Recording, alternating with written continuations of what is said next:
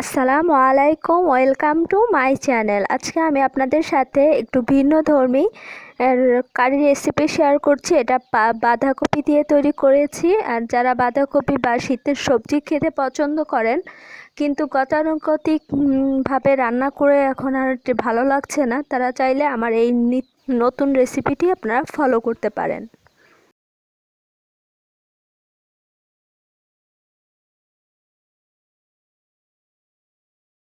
মাঝারি সাইজের একটা বাঁধাকপিকে এরকম 3 ভাগের 1 ভাগ নিয়ে আমি এখানে কুচি করে কেটে নিয়েছি। এটা রাফলি গ্রেট করে নিয়েছি। এটা খুব বেশি মিহি কুচি করার কোনো প্রয়োজন নেই। আমি এবার এখানে 1 চা চামচ লবণ দিয়ে একটু চেপে চেপে মেখে নিচ্ছি এবং প্রায় 10 থেকে 15 মিনিট এটাকে রেস্টে রেখে দিব। 10 থেকে 15 মিনিট পর এটাকে একটু চিপে চিপে এটার মধ্যে এক্সট্রা যে পানি রিলিজ করে যাবে সেই পানিটা এরকম চেপে চেপে আমি নিয়ে নিচ্ছি আর পানিটা ফেলে দিব। এভাবে করলে যে বাঁধাকপির মধ্যে যে এক্সট্রা পানিটা থাকে সেটা বের হয়ে আসবে আর বাঁধাকপিটা কিছুটা সফট হয়ে যাবে। এবার আমার লাগবে 2টো ডিম। আমি এখানে 2টো ডিম নিচ্ছি, আপনারা চাইলে আপনাদের প্রয়োজন মতো বেশিও নিতে পারেন।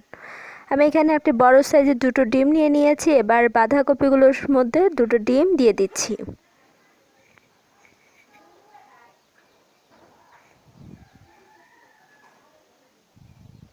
দিয়ে দিচ্ছি লবণ। লবণটা অবশ্যই একটু পরিমাণ মতো দিতে হবে, যেহেতু আমরা বাঁধাকপিতে আগেও লবণ ইউজ করেছি, তাই ওইখানে একটা নোনতা ভাব তো থাকবেই। দিয়ে দিচ্ছি চাট মশলা, গরম মশলা গুঁড়া, তারপর এখানে দিয়েছি আমি 1 চা চামচ শুকনো লাল মরিচের গুঁড়া। এবার সব কিছু একসাথে ভালো করে মিক্সড করে নিচ্ছি। ভালো করে মাখিয়ে নিতে হবে যাতে বাঁধাকপির সাথে ডিমটা ভালোভাবে মাখানো হয়ে যায়, সব দিকে ডিমটা ছড়িয়ে যায়। আমি একটু সময় নিয়ে ভালোভাবে উপর নিচ করে নেড়ে একটা চামচের সাহায্যে মেখে নিচ্ছি।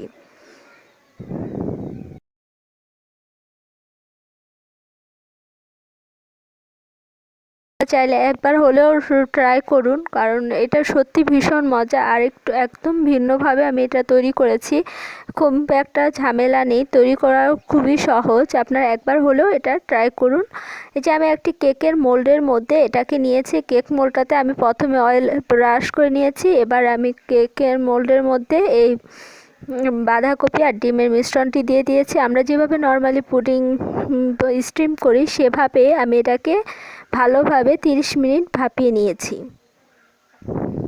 এবার এটাকে একটি চাকুর সাহায্যে ছাড়িয়ে নিব চারপাশ থেকে। তারপর এটাকে 4 কোনা করে পছন্দ মতো পিস করে কেটে নেব। আমার পিস করে কেটে নেওয়া হয়ে গেছে। এবার এটাকে আমি শ্যালো ফ্রাই করব। এই ফ্রাই করে নিলে এটার টেস্টটা একটু বেড়ে যাবে আর এটা ভেঙেও যাবে না রান্না করার সময়।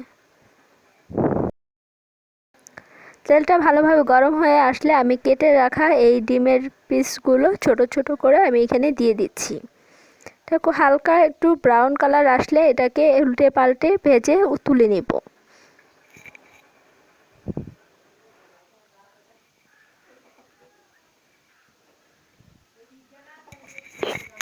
আমার ভাজা হয়ে গেছে। আশা করছি আপনারা দেখে বুঝতে পারছেন যে আমি এটা কতটুকু ভেজেছি। এটা জাস্ট হালকা একটু কালার আসবে, কিন্তু খুব বেশি মচমচা করার কোনো প্রয়োজন নেই। আমি এবার এটাকে সবগুলো একইভাবে ভেজে নিয়েছি। এবার তেল দিয়ে পরিমাণ মতো পেঁয়াজ ও কাঁচামরিচের ফালিগুলো দিয়ে দিয়েছি।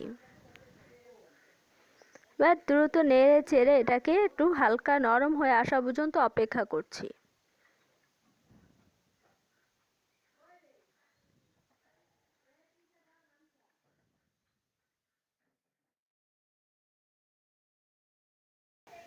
মাছ মাংস না থাকলেও এটা রান্না করলে সে একদম আপনারা ভাত বা রুটি পরোটা সব কিছুর সাথে জাস্ট জমে যাবে।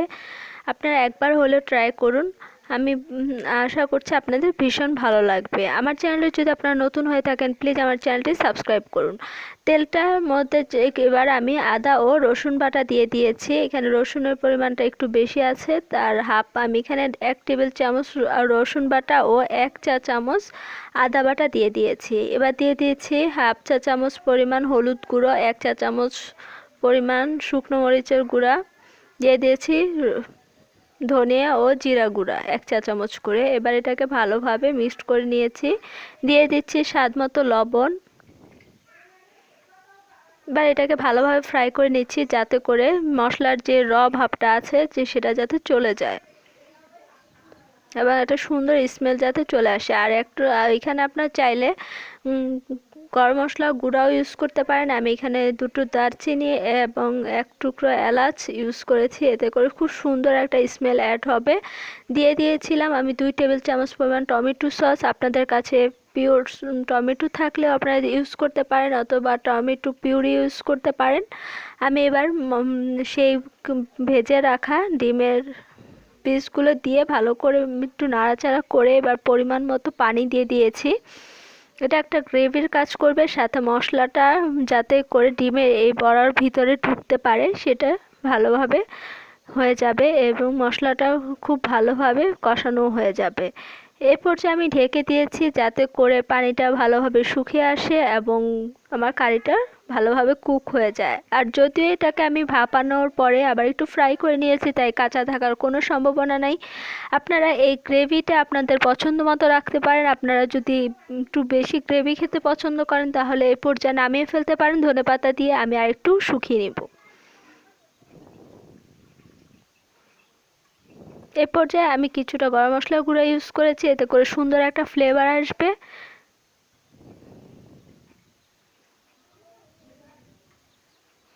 আর এই সময় আমি একটু আলতো হাতে প্যানটা ধরে নাড়িয়ে দিচ্ছি। এবার সব শেষে আমি ধনেপাতা দিয়ে এটাকে আরও কিছুক্ষণ কুক করে এটাকে নামিয়ে ফেলবো। এটা তৈরি করা খুবই সহজ আর এটা খেতে ভীষণ মজা। আশা করছি আমার শেষ পর্যন্ত আমার ভিডিওটি আপনারা দেখেছেন। শেষ পর্যন্ত আমার ভিডিওটি দেখার জন্য ধন্যবাদ। আর আমার রেসিপিটি যদি আপনারা ফলো করেন অবশ্যই আমাকে কমেন্টস করে জানাতে পারেন যে আমার রেসিপিটি আপনাদের কেমন লেগেছে। আর যদি ভালো লেগে থাকে আমার ভিডিওটি প্লিজ আমার চ্যানেলটি সাবস্ক্রাইব করুন, পাশে থাকা বেল বাটনটি বাজিয়ে দিন। সবাই খুব ভালো থাকুন, সুস্থ থাকুন। আল্লাহ হাফেজ।